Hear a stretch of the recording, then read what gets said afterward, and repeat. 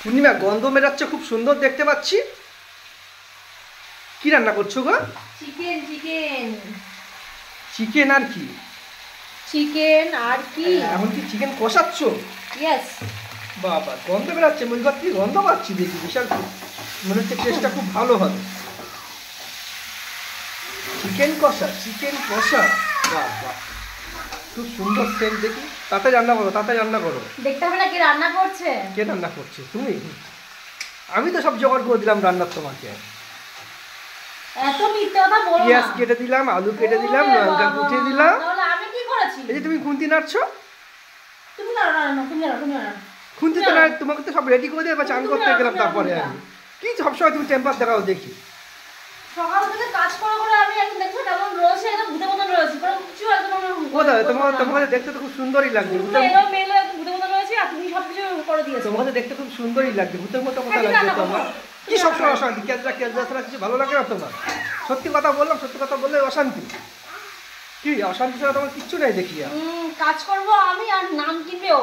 পেঁয়াজগুলো কাটলো গে তাহলে, পেঁয়াজ লঙ্কা আদা রসুন। মিথ্যে কথা বলবো না কিন্তু তুমি আমার নামে একদম সবসময় মিথ্যে কথা, মিথ্যে কথা ছাড়া কিচ্ছু নেই দেখি তোমার। আলুগুলো একটু লাল লাল করে ভাজতে পারতা, দেখতে সুন্দর লাগতো। তাহলে বেশি লাল করে ভাজতে নেই আলুগুলো, লাল করে রেখে অল্প সুন্দর লাগবে। লাল হয়ে গেল,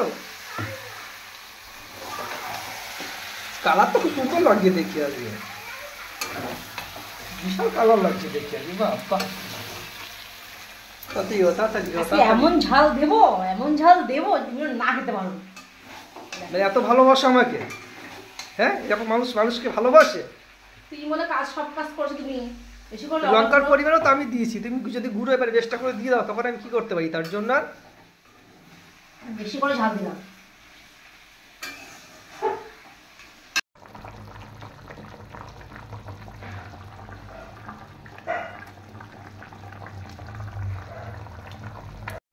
তুমি কি একবারে কড়াই ধুয়ে নিয়ে বসে গেছো নাকি?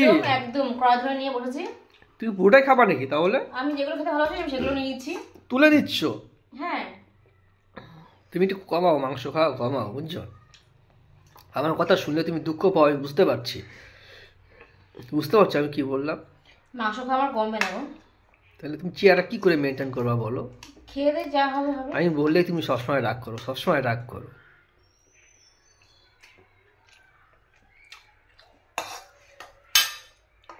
বলো রান্নাটা কেমন টেস্ট হয়েছে আজকে? তুমি রান্না করো তো? রান্না তো তুমি করেছো, আমি তো সব সবজি তোমাকে পেঁয়াজ লঙ্কা আদা রসুন সব তো কেটে দিলাম এগুলো। আমি সামনে কড়াই নিয়ে বসছি, যা লাগবে নেবো, নেবো আর খাবো। দেখো তোমার তো বেশি নিচে থালা, দেখো দেখতে পাচ্ছি তো 6-7 পিস তো নিয়ে নিয়েছো তুমি। তারপর দেখি তুমি আমার ঠ্যাং খাও বিশাল পরিমাণে, মুরগির ঠ্যাং খেতে ভালোবাসো দেখি, বিশাল ঠ্যাং খাও দেখি তুমি। যারা জানে তারা জানে যে মুরগির ঠ্যাঙে এই কতটা আছে। ঠ্যাংগুলো কোথায় খেতে দেখি জানো? আমি বলবো, বললে রাগ করবো না তো? না এখন খসা বলবো না। না না, ভালো কথাই আমি বলবো, খারাপ কথা না। যার মদ টাদ খাই, মদের সঙ্গে এই চাটের সঙ্গে দেখি ঠ্যাং দিয়ে খাই, বুঝেছো? আর তুমি শুধু চাটি খেয়ে দিচ্ছ ঠ্যাং দিয়ে শুধু ভরে। টেস্টটা কেমন হয়েছে, ভালো নাকি? কালারটা কিন্তু সুন্দর হয়েছে চিকেনের আজ, বুঝছো?